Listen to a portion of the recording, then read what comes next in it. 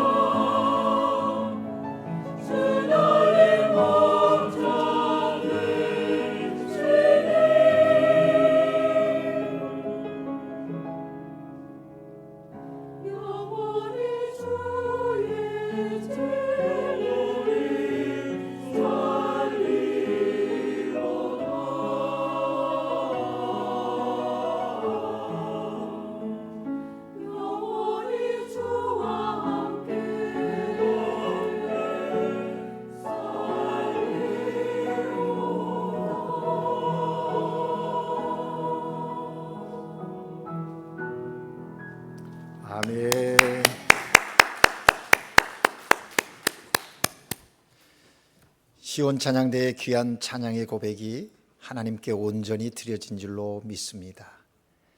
오늘 예배하는 우리 모두의 동일한 고백으로 하나님께 드리고 또 그렇게 믿음 가운데 승리하는 우리가 되기를 바랍니다. 여러분, 우리가 이 세상을 사는 동안 가장 큰 축복이 있다면 무엇이라고 생각하십니까? 예수 믿고 하나님의 자녀가 된 것 아니겠습니까? 우리가 이 큰 축복을 받고 있으면서도 그 축복에 감사하지 못하는 안타까움이 있지요. 여러분 어떻습니까? 내가 하나님의 자녀라는 것, 하나님으로 인하여 이 세상을 살아야 할 이유와 목적이 있다라고 하는 것, 그것보다 더 귀한 은혜와 축복은 없는 것입니다. 이 사실을 고백하면서 이 시간 기쁨과 감사로 하나님께 예배드리는 여러분 모두에게 성령 하나님이 주시는 큰 은혜와 평강 그리고 능력이 함께 하시기를 주의 이름으로 축복합니다. 여러분, 우리는 지난주부터 사도행전을 읽고 묵상하고 있습니다. 아시는 대로 사도행전은 예수님의 12 제자들이 예수는 그리스도시라고 복음을 전한 행적에 대하여 기록하고 있는 역사서입니다.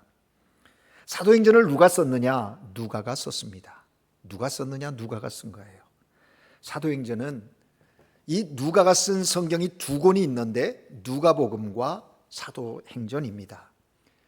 특별히 누가복음은 예수님의 탄생과 사역, 죽으심과 부활, 그리고 승천하심에 대하여 이야기하고 있습니다.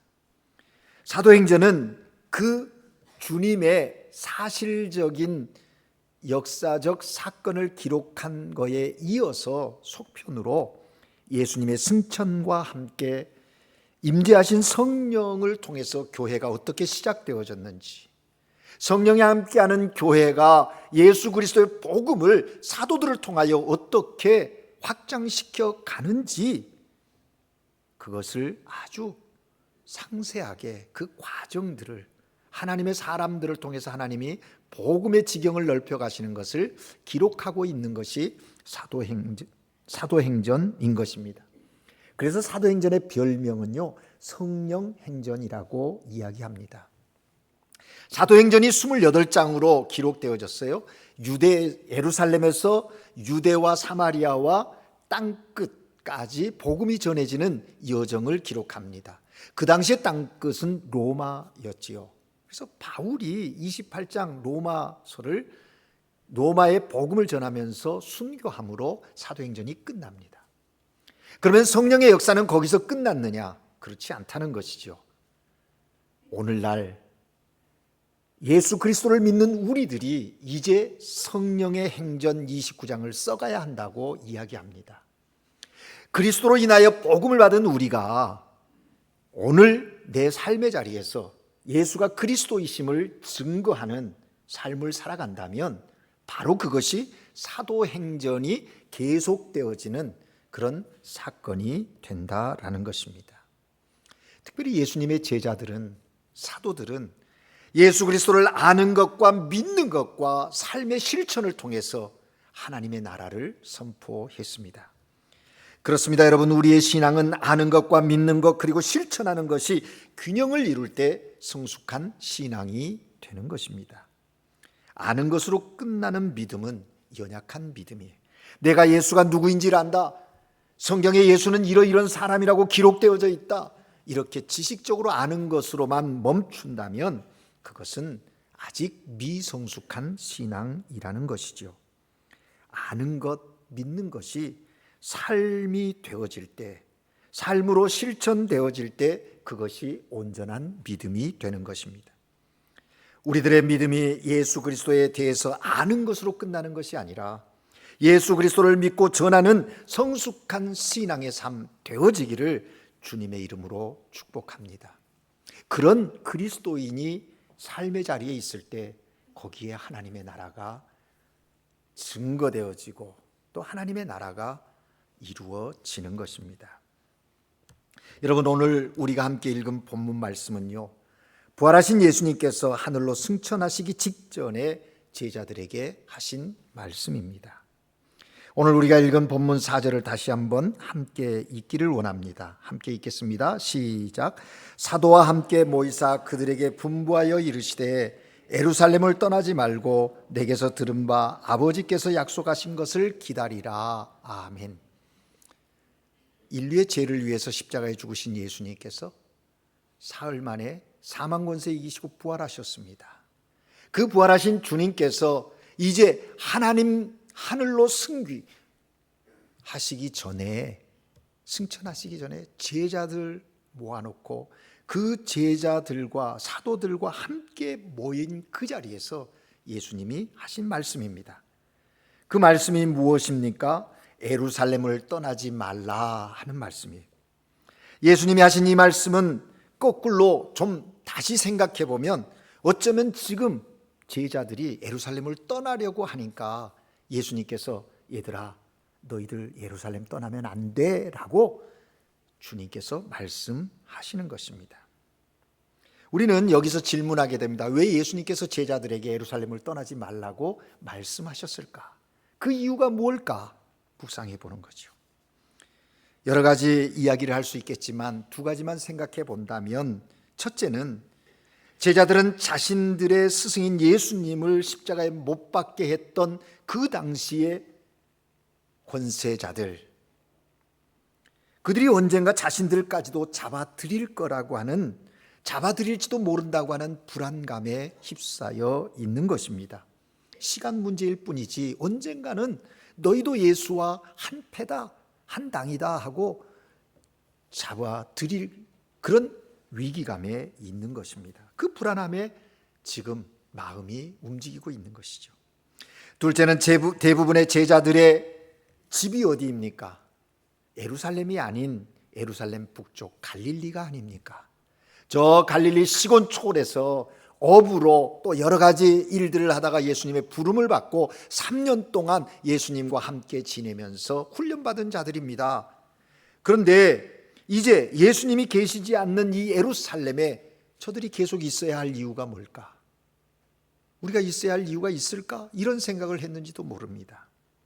그렇기 때문에 제자들이 이제 예수님이 승천하시고 나면, 떠나시고 나면 굳이 우리가 예루살렘에 있을 이유가 있을까? 그런 생각을 하고서 갈릴리로 갈 계획을 세우고 있었던 것 같습니다. 그러한 제자들의 모습을 아신 예수님께서, 그들의 속사정을 알고 계신 예수님께서 제자들에게 말하는 거예요. 얘들아, 예루살렘 떠나면 안 돼. 예루살렘을 떠나지 말라. 그렇게 말씀하신 거예요. 그러면 예수님이 제자들의 그런 마음이 있는 걸 아시면서 왜 떠나지 말라고 하셨을까? 거기에 또 예수님의 이유가 있지 않으시겠습니까? 그 이유를 두 가지로 설명한다면, 첫째는 예루살렘이라고 하는 것은 예수님께서 죽으심으로 인간의 모든 죄의 문제를 해결해 주신 구원의 시발점이 되는 곳이기 때문일 것입니다. 영적인 그 은혜의 자리가 예루살렘인 것이지요. 다시 말해서 예루살렘은 약속하신 성령이 임하실 장소이며 저들이 은혜 받아야 할 그 자리, 은혜에 받은 그 자리이기에 예수님께서는 제자들에게 예루살렘을 떠나지 말라고 말씀하시는 것이죠. 그 은혜의 자리에서부터 복음이 열방으로 흘러가야 하기 때문인 것입니다. 여러분, 우리도 그렇습니다. 신앙생활 하다가 은혜의 자리를 떠나서는 안 됩니다. 주님은 오늘 이 아침 우리에게 말씀하시고, 내가 받은 그 은혜의 자리에 꼭 있어라 우리에게 말씀하시는 거예요.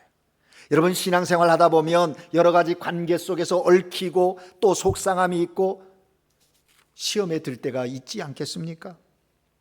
그럴 때에도 은혜에 받은 자리를 떠나면 안 된다는 거예요. 때때로 믿음 생활 함께하는 사람을 통해서 시험을 받기도 합니다. 어려운 일을 당하기도 합니다. 이럴 때 대부분은 그래, 내가 여기 꼭 있어야 하겠나? 그 상처 때문에 그 사람 꼴 보기 싫다고 그 은혜의 자리를 떠나가는 경우가 있는 것을 종종 봅니다. 그래서는 안 된다는 거예요. 그럴수록 그 은혜의 자리를 지키는 거예요. 믿음으로 자리를 지킬 때 하나님께서 믿음 그 자리, 그 자리를 지키는 그에게 믿음을 더 성숙시키는 놀라운 은혜를 경험하게 하신다는 거지요. 그러기에 우리는 늘 은혜의 자리에 머무는 것이 중요합니다. 주님의 때가 올 때까지 기다리면서, 참고 기다리면서 그 자리를 지킬 때 하나님의 놀라운 은혜를 경험하게 된다는 것이지요. 사람들은 기다리지 못해서, 참지 못해서, 조급함 때문에 그 행동으로 인해서 실수하는 경우를 많이 봅니다. 하나님의 때가 올 때까지 기다린다고 하는 것, 그것이 굉장히 중요해요. 예수님께서는 제자들에게 예루살렘을 떠나지 말고 기다리라 말씀하세요. 또 두 번째는 구속사적인 측면에서 예루살렘은 구원받은 성도들의 영원한 처소가 될 수 되는 그런 모형이기 때문에 그렇습니다. 우리가 늘 거룩한 성 예루살렘, 예루살렘아, 예루살렘아 하는 이유가 거기.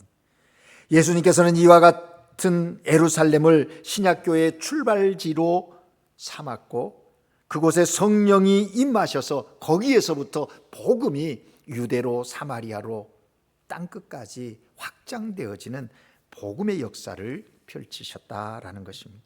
그러시기에 주님은 제자들에게 예루살렘을 떠나지 말라, 그리고 아버지께서 약속하신 것을 기다리라고 말씀합니다. 여러분, 오늘 우리가 읽은 본문의 동사를 주목하시면 그 동사들을 통해서 주님의 마음을 헤아릴 수가 있지요. 떠나지 말라, 기다려라, 받아라, 증인이 되어라.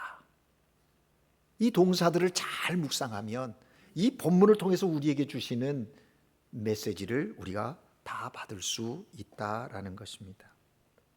여기 아버지께서 약속하신 것이라는 말은 성령을 가리키는 것이죠.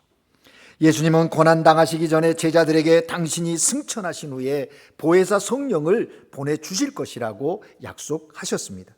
그런데 제자들은 예수님이 하신 그 약속의 말씀을 까맣게 잊어버리고 지금 예수님께서 말씀하시는 걸 듣고 예수님에게 질문을 합니다. 그런데 예수님의 말씀하신 의도와는 전혀 다른 그런 질문을 예수님께 하지요. 엉뚱한 질문을 하는 거예요. 그것이 오늘 본문 6절입니다. 같이 읽겠습니다. 6절 시작. 그들이 모였을 때 예수께 여쭈어 이르되 주께서 이스라엘 나라를 회복하심이 이때이니까 하니 아멘.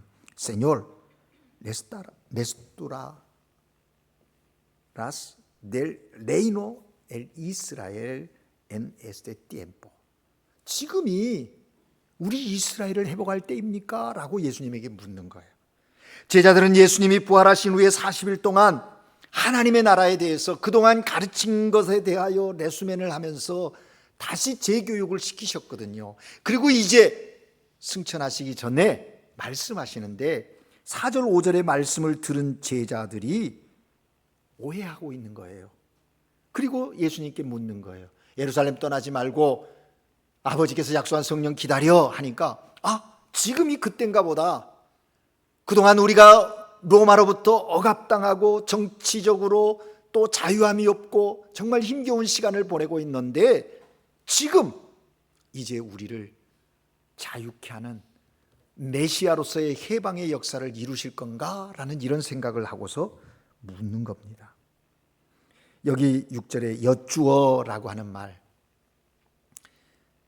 물었다는 것이죠. 그런데 헬라어 원어의 이 여쭈어라는 말은요, 말을 한 번 묻고 끝난 것이 아닙니다. 한 번, 선생님, 주님, 이스라엘 회복이 지금 이루어지는 겁니까? 이렇게 한 번 묻고 끝난 게 아니에요. 여기 여쭈었다라는 말은 반복해서 집요하게 물었다라는 그런 뜻을 담고 있는 단어거든요. 그러니까 제자들은 본문 4절과 5절에 나오는 예수님의 말씀을 정치적 메시아, 왕국의 도래가 임박하였음을 예언하는 것으로 잘못 이해하고서 흥분된 마음을 가지고 예수님께 지금입니까? 우리가 이제 자유할 수 있는 겁니까?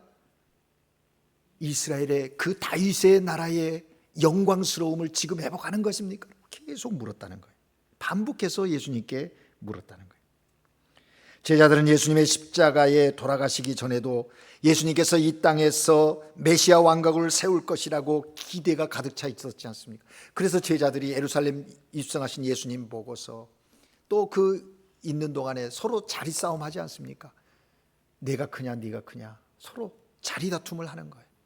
야고보와 요한의 어머니는 예수님에게 그 때가 이르거든 내 아들을 우편 좌편에 앉아달라고 청탁까지 하는 그런 일들이 벌어지지 않았습니까?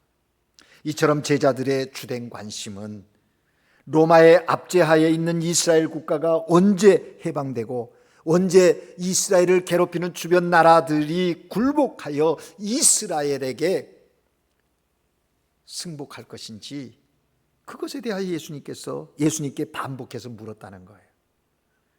주님, 이스라엘 나라의 회복이 이때니까?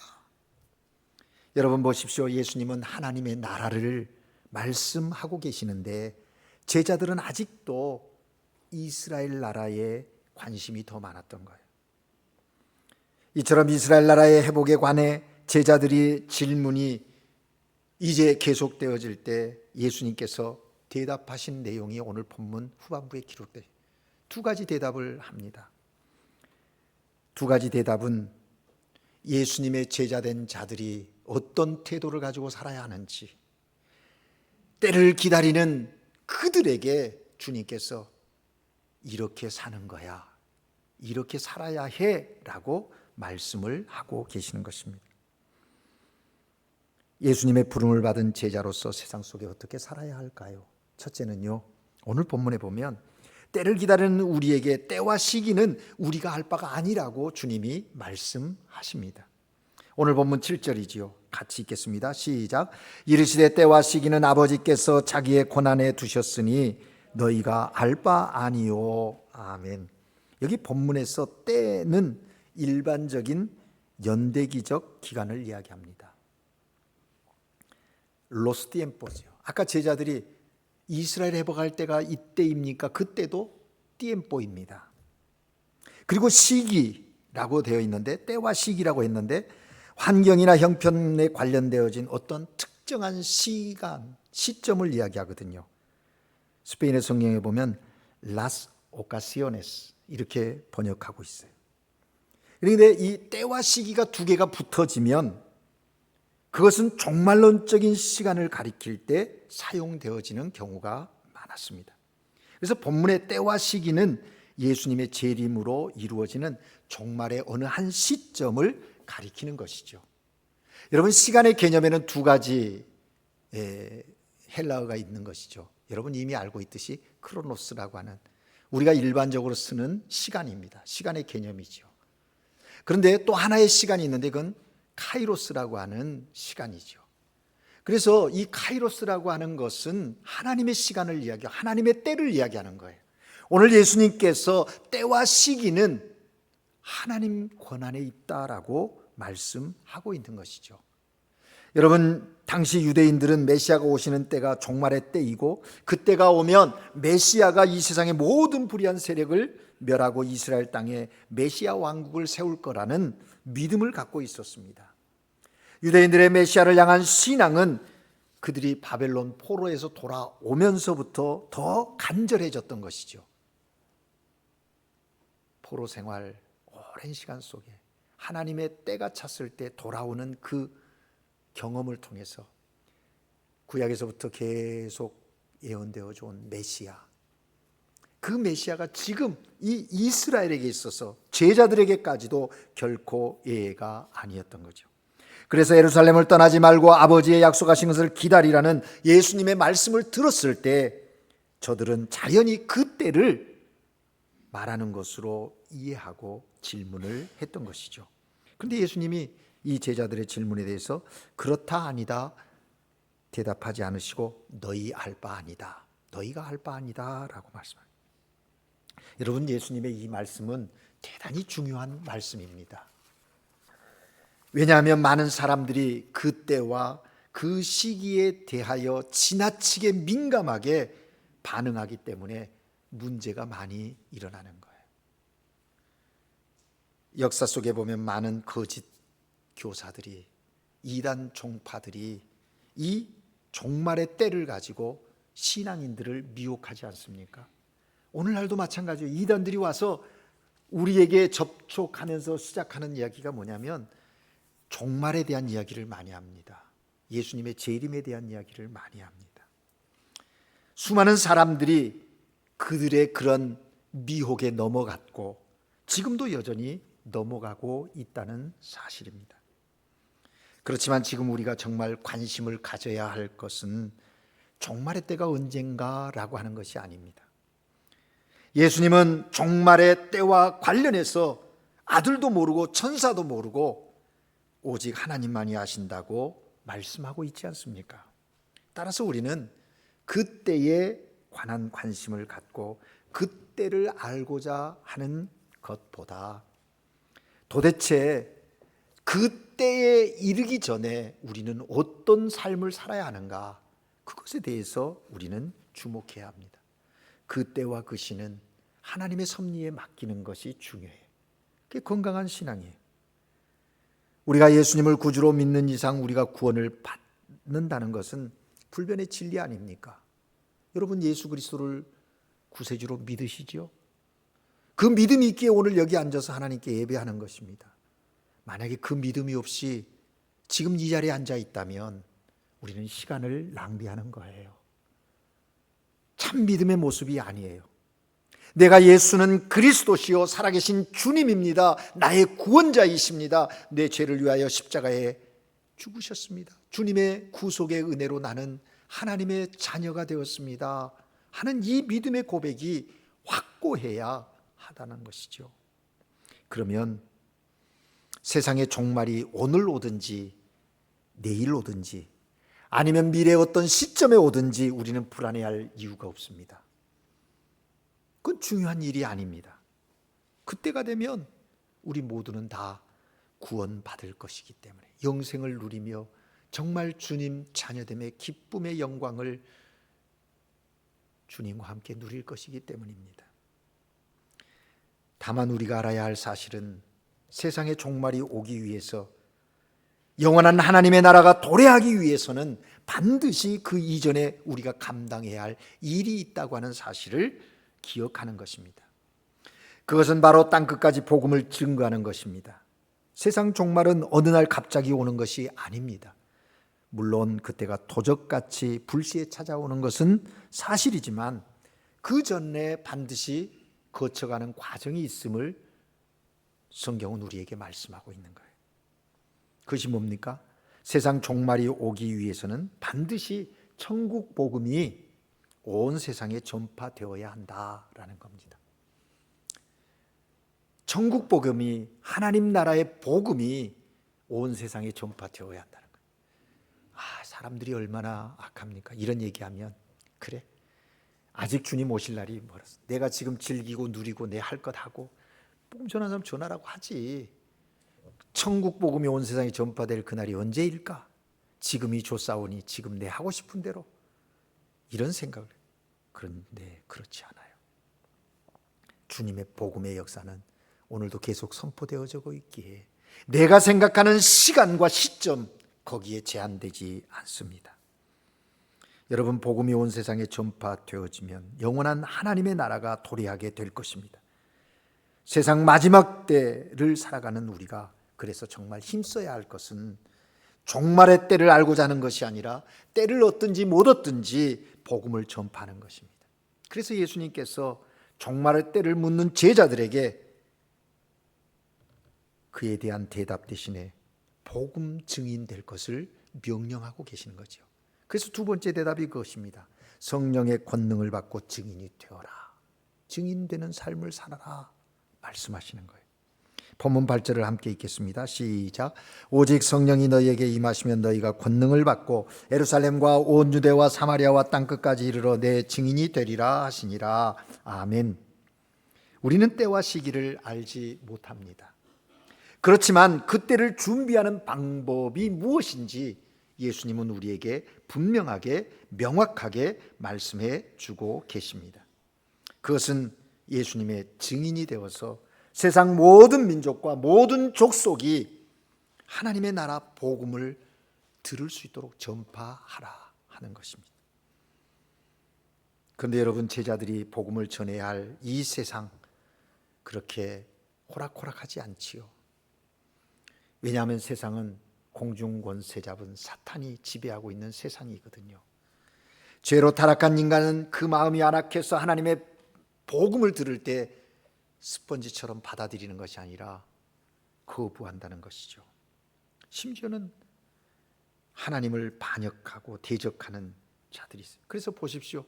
복음 증거 역사에 보면 수없이 많은 핍박을 받고 순교의 자리까지 나가지 않았습니까? 초대교회가 그렇고 12 사도들이 피 흘려 순교하는 복음 증거의 역사를 이루어 왔다는 것이죠. 예수님은 제자들이 걸어가야 할 그 길을 알고 계셨습니다. 그 길은 인간의 의지와 힘으로 도저히 안 된다는 것을 아셨습니다. 수없는 험하고 좁은 길임을 아셨기에 제자들에게 열방을 향한 복음 전파 사명을 감당하기 전에 말씀하시는 거예요. 성령을 받으라. 성령의 권능을 받으라고 말씀하신 것입니다.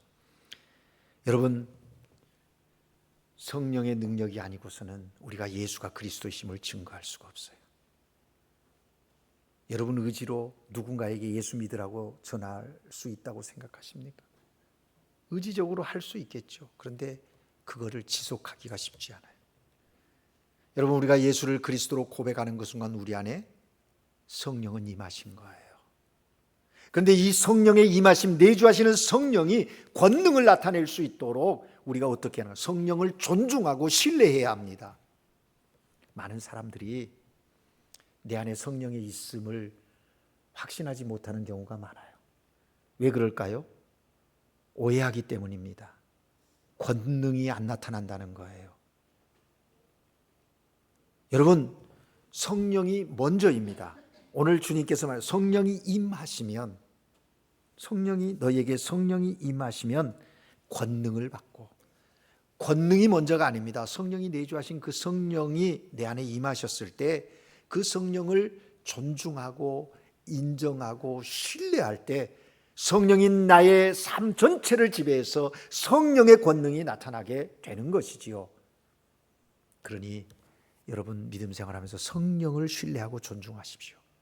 내 의지와 내 인격, 내 어떤 감정을 가지고 신앙생활하려 하지 말고 매 순간, 하루를 시작하는 순간 말씀을 읽고, 성령이여 나의 삶을 다스리시옵소서. 성령이여 내 감정과 내 의지와 내 이성과 내 삶의 모든 영역 속에 주인이 되시옵소서 하고 성령을 존중해야 돼요. 그럴 때 우리의 삶에 주님에 대한, 주님을 위한 헌신의 삶이 자연스럽게 삶 속에 배어나게 된다라는 것입니다. 오늘 본문에 예수님께서 분명히 말씀하시지 않습니까? 오직 성령이 너희에게 임하시면 너희가 권능을 받고, 권능 이전에 성령 임하심을 이야기하고 있는 겁니다. 그렇습니다. 여러분, 우리가 모든 삶의 자리에서 성령님을 존중하고 신뢰할 때 성령의 권능은 나타나게 되어 있는 거예요. 그런데 우리가 대부분 이 성령님을 신뢰하고 인정하지 않고 필요할 때만 찾으려고 해요. 그럴 때 우리 안에 내주하신 성령이요, 탄식하는 거예요. 탄식하는 거예요. 여러분이 예수를 그리스도로 믿으십니까? 그럼 여러분 안에 성령이 있으심을 믿으십시오. 성령이 아니고서는 예수를 주라 할 수 없느니라. 그리스도로 고백한 여러분 안에 성령이 있으니 그 성령께서 내 삶을, 우리의 가정을, 주님의 거룩한 공동체를 지배하실 수 있도록 그분 앞에 부복하는 거예요. 그것이 그리스도인의 삶의 모습이라는 겁니다. 그럴 때 복음은 나의 가장 가까운 예루살렘에서부터 유대와 사마리아와 가장 멀리 있는 곳까지 하나님의 나라가 확장되어져 가는 겁니다. 이러한 믿음을 가지고 이제 우리는 지금 이 시간 영생의 기쁨을 가지고 사도행전 29장을 써나가는 그런 하나님의 사람으로, 그런 교회 공동체로 이 땅에 있기를 주의 이름으로 축복합니다. 기도하겠습니다. 사랑의 하나님 아버지, 오늘도 우리에게 귀한 생명 허락하시고 주님이 주신 영생의 기쁨 속에 성령의 이끄심 따라 하나님의 자녀로 삶을 살기를 소망합니다. 세상은 종말의 때에 대한 관심과 또 그것으로 인하여 우리의 신앙을 흔들고 유혹하지만 우리가 요동하지 않게 하시고 주님이 우리에게 말씀하신 그 말씀을 마음에 새기고 은혜의 자리에 머물게 하시며 약속하신 성령 주셨으니 그 약속을 믿고 성령을 존중하며 신뢰하며 믿음의 역사를 이루어가는 사랑의 수고를 계속해가는 하나님의 사람들로 살아가게 하옵소서. 그래서 주의 나라가 우리의 삶의 자리에 가정 가운데 거룩한 공동체 가운데 충만히 역사되어지는 삶이 되게 하옵소서. 예수 그리스도 이름으로 기도합니다. 아멘.